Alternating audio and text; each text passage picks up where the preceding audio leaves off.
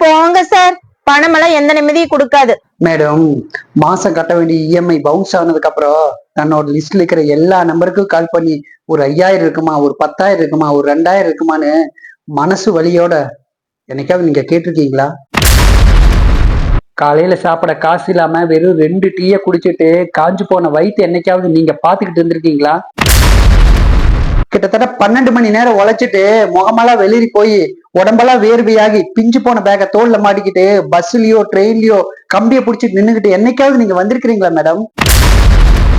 மாசம் பிறந்தா 10 நாள்ல சம்பளம் காலியாயிரு, மீதி 20 நாள் என்னடா பண்ணலாம் அப்படின்னு தூக்கம் இல்லாம கைய பிசைஞ்சுக்கிட்டு வீட்டுக்குள்ள குறுக்கி மறுக்கி பூனை மாதிரி என்னைக்காவது நடந்திருக்கிறீங்களா மேடம்?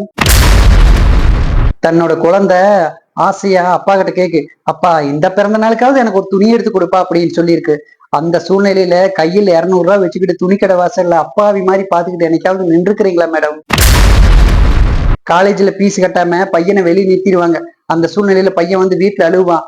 அந்த சூழ்நிலையில ஒவ்வொருத்தருகிட்டையும் போய் 1000 கொடு 2000 கொடு பையனை படிக்க வைக்கணும்னு பிச்சைக்கார மாதிரி ஒவ்வொரு வீடு வாசல்ல என்னைக்காவது நீங்க ஏறி இறங்கி இருக்கிறீங்களா மேடம்?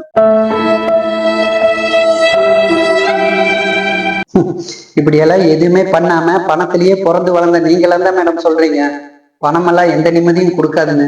ஆனா இதெல்லாம் அனுபவிச்ச நாங்க சொல்லுவோம், பணம் கொடுக்கற நிம்மதியும் தைரியத்தையும் வேற எதுவுமே கொடுக்காதுன்னு. கல்லறை கூட சில்லறை இருந்தால் வாய் திறந்தே மொழி பேசுமடா.